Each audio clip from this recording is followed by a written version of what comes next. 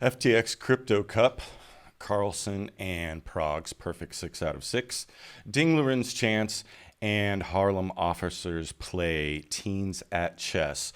All today on ChessWire.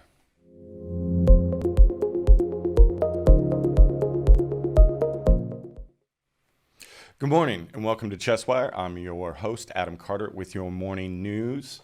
Today is Wednesday, August 17th, 2022.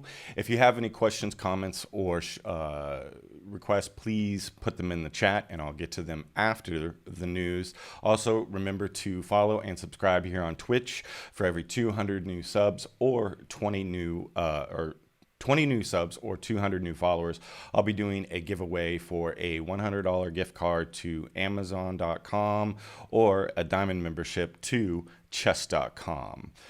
Your choice. Now to your headlines. Picks. Harlem. Harlem chess tournament has teens taking on NYPD officers by Monica Morales. Harlem, Manhattan. Hundreds of people showed up for a special chess tournament in Harlem on Tuesday. Members of the NYPD faced off against young people from the neighborhood. It's part of a continued effort to connect the community with resources and build relationships between residents and police. Chess is a game of strategy, discipline, and competition. Harlem community champion Jackie Rowe Adams came up with the idea to use the love of the game to bring the community together. Cody Winslow, 16, who is from a nonprofit community group called Street Corner Resources, played against Officer James Blizzard from the 33rd Precinct. The tournament attracted dozens of young people from several community organizations from all over Harlem for an afternoon of competitive chess. For many of them, it was a first chance to meet a member of the NYPD. Roe Adams coordinated the event and hopes tournaments like these will help bring unity and hope to a neighborhood hurt by gun violence. Roe Adams is the founder of a group called Harlem Mothers Save. She visited the White House last month to push for more federal help. Her headquarters is on 128th Street and offers counseling and support groups for parents who have lost their children to violent deaths. Roe Adams understands the pain of neighborhood violence. She lost 2 of her sons to horrible acts of gun violence. She says a game of chess is the perfect first step in healing. More than 100 young people entered the competition Tuesday. The top 25 young chess players got gift cards and a memory that will last a lifetime. The NYPD Street Corner Resources and Harlem Mothers Save will have more tournaments to come. For more information, visit the Harlem Mothers Save website. ChessBase. Liren, I Suddenly Got a Chance by Sagar Shah.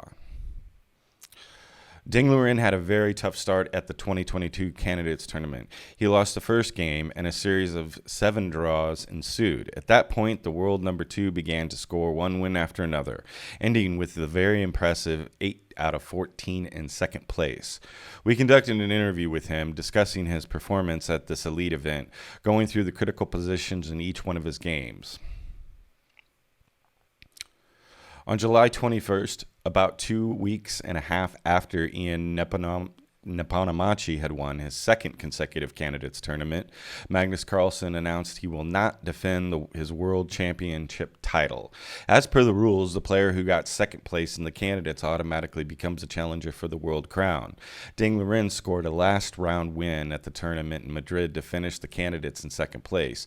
The Chinese star had suddenly gained the right to participate in the 8-player event after Sergei Karjakin was banned from playing by the International Chess Federation. Ding played almost nonstop and made him meet the requirements to participate. A few days after the candidates came to an end, Sagar Shah interviewed the unassuming 29-year-old. They went over Ding's most relevant games from the Madrid tournament. A bumpy start. All the games mentioned in the interview are presented in dynamic replayers at the end of each section. Sagar Shah. Hi, Ding. Congratulations on a stellar performance at the candidates. Thank you for taking out the time to do this interview. Liren, thank you. I'm in the hotel right now and will leave Madrid in 2 hours. I'm going to Barcelona for a few days and then I'll return to China. SS. How was your mindset before the first round? I know it was a tough journey for you to reach the candidates. Were you tired? The first round was a complete disaster. Bless me. The first round was a complete disaster for me. I was very tired and didn't get proper rest. My spirits were very low before the round. Ding versus Nepanamachi. In this position, I played knight takes b2 with the idea of rerouting the knight via b2, c4 to a5, attacking the b7 pawn. This was not the best idea. Queen takes b2 would have been a better move, as my knight can still go to c5. I underestimated his attacking chances in the king side, which cost me the game. SS. This win really set up the tournament for Nepanamachi. How were your feelings after the game? Well, the game turned out to be the most important one at the end of the tournament. After this tough loss, I was devastated, and I think that affected me for the next couple rounds. SS. In round 2 against Duda, you had a very comfortable position with the black pieces. What do you think of your move g5? G5 was a very clear sign that I am afraid of f4. I was not feeling very comfortable about my position and felt I have to prevent f4 at any cost, knowing that I am weakening the king side with the king side and light square severely. Instead, knight e7 would have been a good move when f4 is simply met with e takes f4 followed by knight g6. If anyone is better in the resulting position, it is black. SS. In round 3, you were very close to a victory against Rappaport. What went wrong in the game? I made a miscalculation at this point. Queen takes dx is the best move.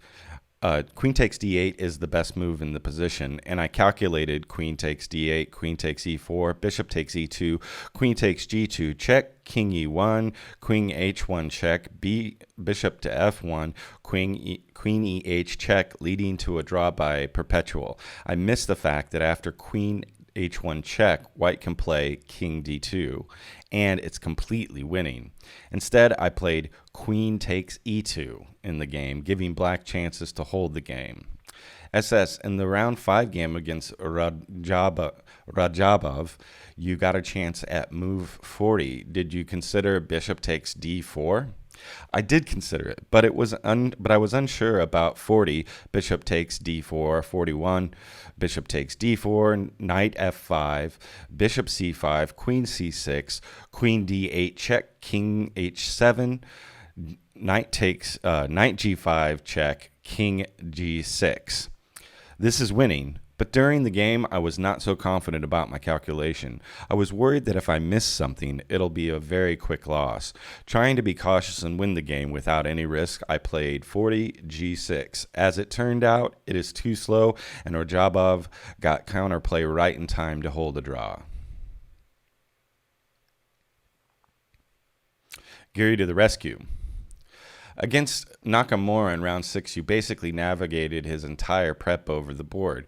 How was your preparation for this game? Ding. My preparation was not that deep. There's a funny story regarding this game's opening. Anish Giri has actually played this before.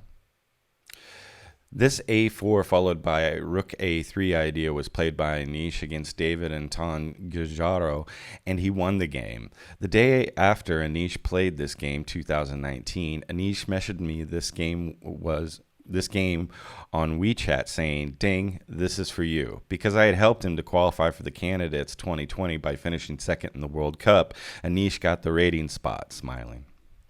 As it turned out, Hikaru was even better prepared than me in this line. He was blitzing out all the moves, and the game ended in a draw. 3 wins in a row. SS. In round 9 against Duda, you finally got that long-coveted win. Where do you think Duda went wrong? In this position, Duda's bishop takes e4 was the decisive error, as I can infiltrate now with rook c7 and win the f7 pawn. The best defense for Duda would have been to play bishop h5, but he brought the bishop in f3 to control the h1 a8 long diagonal. Going back with bh5 is not a human move. SS. The conversion was not that easy for you, but managed to find all the correct moves and bring your king in at the right time to support the passed a-pawn. You continued your winning streak in round 10 with a scintillating victory over Rappaport. Was this your favorite game of the tournament? Yes, I think so, smiles. In this game, I was at some point overconfident, laughs. In some position, I thought I was winning and I needed to find the forced line, but the position was only slightly better for me at that point, and in the end, I was ready to settle for a draw. It turned out that the end game is just winning for me. In this position, bishop e7 was the only move to hold, forcing a trade of pieces. But Rappaport went for rook c3, and now a takes b5 just wins. Rappaport's king is completely cut off, and none of his pawns are moving. So my bishop pair and pass pawns proved much stronger than Richard's rook and bishop. Against Fabiano in round 11, you were worse for a long time, but managed to turn around the position in your favor. Where did you think the tables turned? I had to find a lot of resources in play and only moves to stay in the game. In this position, I think Fabiano missed queen g3, and now black is the one who has a slight edge. He started getting a bit nervous at this point. I could see his hand shaking. After the trading queens, I thought I was winning, but that was not the case. Objectively speaking, the position was a draw, but it was practically difficult for Caruana to hold.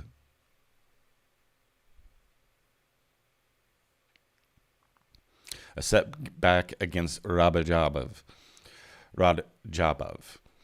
You face Radjabov in round 12. Do you think b4 is already a mistake? Yes. In this position, I should have just castled instead of b4. My position slowly kept getting worse, but I didn't feel that way during the game. Even after playing 21, queen c1, I thought I had an advantage. Only when Radjabov played 21 rook takes e3, I discovered I was completely lost.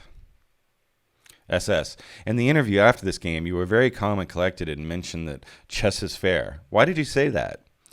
In the previous game against Fabiano, winning was a completely unexpected result for me. I was defending the whole game trying to survive. In the end, I suddenly got a chance and managed to win. In this game, I tried too hard to win and ended up losing the game as a result. That's why I said chess is fair, smiles. The final win. SS. In the last round against Nakamura, you scored a fantastic victory to get the second position. This was a must-win game for you. How was your mindset before the game? I was playing for a win in this game. It was like my game against Duda. If my opponent plays very well, then a draw is acceptable. At least I tried. If he doesn't, then I have my winning chances. Where do you think Nakamura went wrong? I think in this position, it was necessary to play 39 f3, restricting my king. Instead, Nakamura played 39 rook e8, but that fails to 40 king g2, which is the only winning move. I think Akura missed 40 knight e5, 41 knight f5, f3 check, king g3, knight c4, bishop e7. This is the closest you've come to the world championship title, right? Yes, there's a possibility that I will face Nepomucci for the title if Magnus decides not to defend his title, but I think he will play in the end. For now, we will have to wait and watch. Now we know Ding's prediction was wrong, fortunately for him. It was a pleasure going over your games. Thank you for your time, Ding. Thank you for having me, Sagar. Bye. On to chess.com news. Carlsen and Prag still perfect. Peter Dodgers. GM's Magnus Carlsen and GM Pragnananda are in a tie for first place at the FTX Crypto Cup with a maximum score of 6 points after 2 days of play. GM Levon Aronian in second place with 5 points, ahead of GM Jan Christoph Duda with 4. How to watch. The games of the FTX Crypto Cup can be found here as part of a live chess platform. They can also be watched on Chess24. Carlsen Niemann 3-1. Carlsen's match with GM Hans Niemann actually started with a crushing victory for the young American player. After his excellent first win, Niemann stopped briefly for an interviewer outside the playing hall, saying, "The chess speaks for itself." He then walked away as the follow-up question was being asked. Niemann was also listening to Kanye West during that match. On Tuesday, Neiman had given a furious interview using the F word several times live on camera following the laptop debacle with Duda. One viewer in the official broadcast described Neiman as the Nick Kyrgios of chess. Carlsen leveled the score immediately with a fine technical win, but in the third game, he again didn't get a good position out of the opening where he used 1a3. He won anyway. Carlsen also won the fourth game and said, "I didn't play so great, but I'm very happy with the fact I came back." Pragnananda Giri, 2.5 to 1.5. Pragnananda followed suit as the only player to win both his first two matches with needing a tiebreak. The 17-year-old GM from Chennai drew his first three games with GM Anish Giri and then scored a decisive win. Like Carlsen, Prag was self-critical, saying, "I think I didn't play so well in this match. I would just like to play better chess." Although his chess was still good enough to beat another top grandmaster, according to Prag, he was not doing well in the first game and missed a win in the third when Giri blundered in the last one. Aronian Duda, 3.5, 2.5. Aronian is second place on 5 points because he defeated Duda only in the Blitz tiebreak, which yields 2 match points instead of 3. Aronian won the second Blitz game. Fajora Lay, 2.5, 0.5. After a draw in their first game, GM Alireza Fajora defeated GM Li Kwang Liam 2 times in a row, and that meant the match was over. Game 2 was a remarkable short affair, and White, who was supposed to be slightly better in the endgame, was in trouble after an early mistake. All games in round 2. The FTX Crypto Cup, the 6th event in the Meltwater Champions Chess Tour, takes place August 15th through the 21st, 2020 on Chess24. The format is a round robin among 8 players who play a match of 4 rapid games, 15-10 in each round. The winner earns $7,500 and 3 points. In the case of a tie, 2-game Blitz tiebreak is played at 5 plus 3, followed by an Armageddon game, 5 versus 4. In that case, the winner earns $5,000 and 2 points. The loser, $2,500 and 1 point. The prize fund is $210,000 plus an additional $100,000 tied to the price of Bitcoin. Now on to questions, comments, and shout-outs. Today is only our 6th stream. Hubastan in the chat. Hey, what's up, buddy? Good to see ya. Remember to follow and subscribe here on Twitch for every 200 followers or 20 new subs reached. We'll be doing a drawing for a gift card to Amazon for $100 or a Diamond Premium membership to chess.com for the year. Also, I'm thinking about adding a Chess24 premium membership for the year as well. So your choice with those. Remember, you can follow me on Twitter, where you could DM me if you have any news, announcements, stories, or interviews you'd like me to share on the air. This episode will be posted to YouTube later today, where you can watch and subscribe as well. Thank you for watching and listening to ChessWire. Have a good one.